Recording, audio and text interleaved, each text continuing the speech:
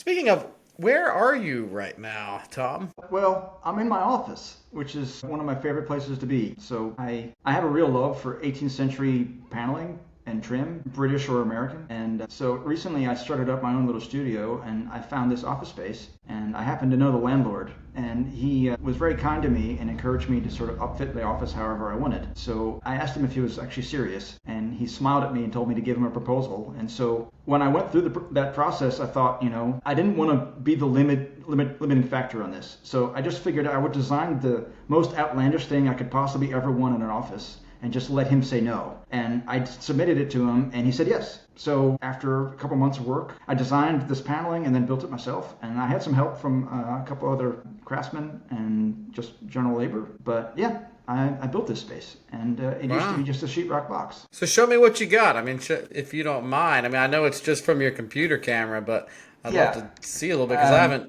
I haven't been there.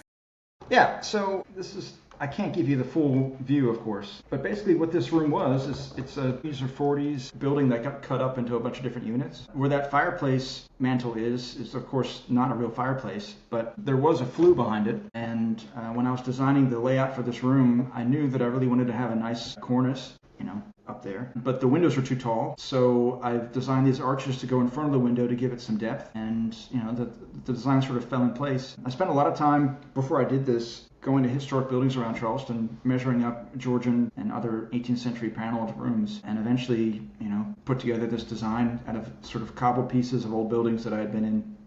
And I'm really happy with it. It's a really wonderful place to be, and